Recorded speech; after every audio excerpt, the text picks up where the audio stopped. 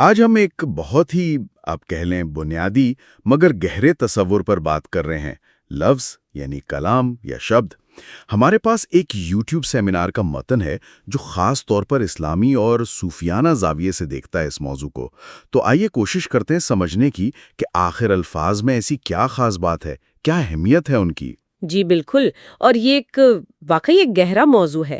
متن ہمیں یاد دلاتا ہے کہ یہ تصور یعنی کلام کا، یہ تو کائنات کی تخلیق سے بھی پہلے کا ہے۔ اچھا، مطلب دنیا بننے سے بھی پہلے؟ جی ہاں، یہ تو وہی بات ہوئی نا، جیسے قرآن میں آتا ہے کہ اللہ نے فرمایا کن، مطلب ہو جا، جی اور بس کائنات وجود میں آ گئی۔ جی یہ تو کمال کی بات ہے کہ پوری تخلیق ایک حکم پر، ایک لفظ پر منحصر تھی۔ بالکل، گویا لفظ صرف اظہار کا ذریعہ نہیں بلکہ تخلیق کی قوت ہے۔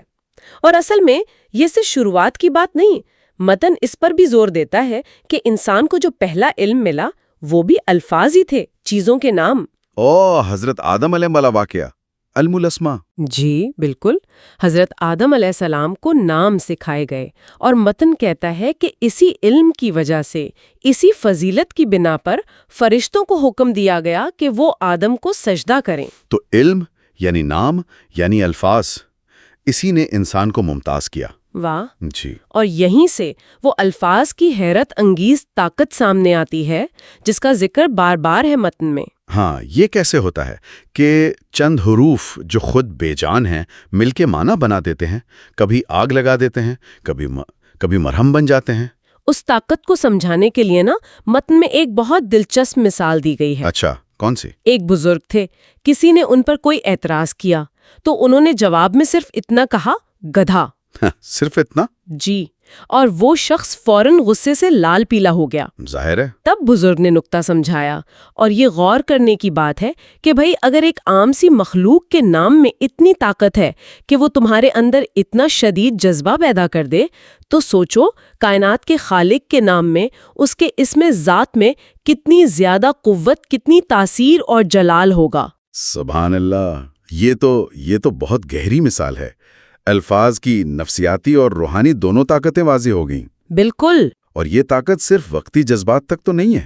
ہمارا سارا علم، ادب، تاریخ، خاص طور پر مذہبی کتابیں، سب تو الفاظ پر ہی قائم ہے۔ صحیح۔ متن قرآن کی مثال دیتا ہے کہ 14 صدیاں بیت گئیں، مگر وہ کلام لفظ بلفظ، حتیٰ کہ زبر زیر پیش کے ساتھ لاکھوں سینوں میں محفوظ ہے۔ یہ کوئی معمولی بات نہیں۔ جی ہاں، یہ محض یادداشت کا کمال نہیں، یہ ان الفاظ کی اپنی ایک طاقت، ایک حرمت کا بھی ثبوت ہے۔ اور متن اس بات کو آگے بڑھاتا ہے کہ یہ صرف حفاظت کا معاملہ نہیں، ان الہامی الفاظ کی تلاوت کرنا یہ اپنے آپ میں ایک بابرکت عمل سمجھا جاتا ہے۔ اچھا؟ انہیں دیکھنا، انہیں سننا، زبان سے ادا کرنا، متن کہتا ہے کہ یہ سب روحانی فائدے کا باعث ہے۔ ان میں مشکلات حل کرنے، بیماریوں سے شفا پانے اور خدا سے روحانی قربت حاصل کرنے کی تاثیر مانی جاتی ہے۔ تو یہ تاثیر صرف قرآن تک محدود نہیں، میرا مطلب ہے متن میں احادیث اور صوفیہ کے اقوال کا بھی ذکر ہے نا؟ جی ہاں، بالکل ہے۔ متن خاص طور پر بتاتا ہے کہ پیغمبر اسلام صلی اللہ علیہ وسلم کے ارشادات یعنی حدیث، اور پھر اولیاء اللہ کے اقوال جنہیں ملفوظات کہتے ہیں، انہیں بھی بڑی احتیاط سے جمع کیا گیا، محفوظ رکھا گیا۔ اور ایک بہت ہی دلچسپ پہلو جس کی طرف متن اشارہ کرتا ہے، وہ کیا؟ وہ یہ کہ ان بزرگوں کے کلام کو، مثال کے طور پر بابا فرید گنج شکر رحمت اللہ کا پنجابی کلام، اسے صرف مسلمانوں نے نہیں بلکہ ہندوؤں اور سکھوں نے بھی بہت اہمیت دی۔ بابا فرید کا کلام تو گرو گرنتھ صاحب میں بھی شامل ہے نا؟ جی بالکل، اور یہ ہمیشہ کے لیے محفوظ ہو گیا۔ یہ الفاظ کی سرحدوں سے، مذاہب سے بالاتر ہو کر ان کی جو ایک دائمی کشش ہے نا، اس کی زندہ مثال ہے۔ واہ! اچھا، اور اس میں میوزک کا کیا کردار ہے؟ متن میں موسیقی اور الفاظ کے تعلق پر بھی کچھ تھا شاید؟ ہاں، متن واضح کرتا ہے کہ الفاظ اور موسیقی کا رشتہ بہت پرانا اور گہرا ہے۔ آپ دیکھیں، قدیم ویدوں کے ورد سے لے کر حضرت داؤد علیہ السلام کے زبور کی تلاوت تک، اور اسلامی روایت میں قرآن کی خوبصورت قرات۔ جی، اور پھر صوفیہ کی محفل سماع، قوالی، یہ سب اسی تعلق کی شکلیں ہیں۔ متن میں حضرت نظام الدین اولیاء کا ایک قول بھی تھا جو بڑا خوبصورت تھا۔ کون سا والا؟ وہ فرماتے ہیں کہ شاعری کا اثر نثر سے زیادہ گہرا ہوتا ہے اور جو بات سور اور تال کے ساتھ کہی جائے وہ سیدھی دل میں اتر جاتی ہے۔ بالکل، گویا موسیقی الفاظ کو پر لگا دیتی ہے، ان کے معنی کو گہرا کر دیتی ہے، اور قوالی جسے متن حضرت امیر خسرو سے جوڑتا ہے وہ تو اسی فلسفے پر مبنی تھی، یعنی پیغمبر صلی اللہ علیہ وسلم کے قول کو، حدیث کو موسیقی کے ذریعے دلوں تک پہنچانا۔ اچھا متن اسے ایک طرح سے مسلمانوں کا شبد کیرتن کہتا ہے۔ اچھا، جیسے سکھ روایت میں ہوتا ہے۔ جی، کہ مقدس کلام کو گایا اور سنا جائے جس سے روحانی اثر بڑھ جائے۔ تو ان بزرگوں کے کلام کی اتنی زیادہ اہمیت کیوں سمجھی جاتی ہے؟ کیا یہ صرف ان کی اپنی حکمت کی وجہ سے ہے؟ متن اس کی ایک گہری روحانی وجہ بتاتا ہے۔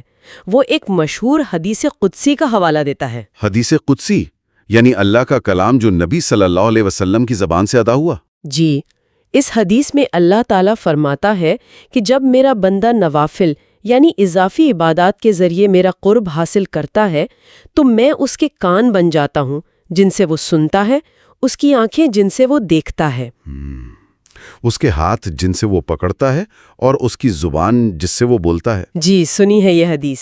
ہاں، تو متن کہتا ہے کہ اسی پس منظر میں صوفیہ کے کلام کو صرف ان کا ذاتی کلام نہیں سمجھا جاتا بلکہ اسے ایک طرح سے الہامی کیفیت کا اظہار مانا جاتا ہے۔ اچھا، تو گویا ان کے الفاظ میں ایک خاص قسم کی تاثیر اور رہنمائی ہوتی ہے۔ جی، متن کے مطابق ان بزرگوں کا کلام عام لوگوں کے لیے تو سادہ قابل عمل نصیحتیں ہیں، لیکن جو اہل علم ہیں، جو غور و فکر کرتے ہیں، ان کے لیے یہ علم و حکمت کے سمندر ہیں جن سے وہ ہمیشہ نئے موتی نکال سکتے ہیں۔ اور میوزک اس میں مدد کرتی ہے۔ ہاں، میوزک توجہ کو ایک جگہ جمع کرنے میں مدد دیتی ہے، اور جب الفاظ بار بار سنے جاتے ہیں تو ان کے معنی کی نئی نئی پرتیں کھلتی ہیں۔ تو اگر ہم اس ساری گفتگو کا خلاصہ کریں جو اس سیمینار کے متن سے ہمیں سمجھ آیا، تو لگتا ہے کہ لفظ صرف بات چیت کا ذریعہ نہیں ہے۔ بالکل نہیں، بلکہ یہ تو تخلیق، علم، روحانیت اور شاید ہمارے اپنے وجود کی بنیاد ہیں۔ یہ نظر نہ آنے والے کو صورت دیتے ہیں، بے معنی کو معنی پہناتے ہیں۔ بالکل درست کہا آپ نے۔ اور یہ متن ہمیں آخر میں ایک بہت ہی گہرے ایک غور طلب سوال پر چھوڑ دیتا ہے۔ وہ کیا ہے؟ سوال یہ ہے کہ کیا جسم اور روح کے درمیان جو تعلق ہے، وہ جو زندگی کی چنگاری ہے، کیا اسے بھی لفظ یا شبد کی کوئی شکل کہا جا سکتا ہے؟ یہ تو واقعی ایک گہری سوچ ہے۔ جی، یہ ایک ایسا سوال ہے جو ہمیں دعوت دیتا ہے کہ ہم الفاظ کے تصور کو اپنی ذات، اپنے وجود اور کائنات کے ساتھ اس کے وسیع تر تعلق میں سمجھنے کی کوشش کریں۔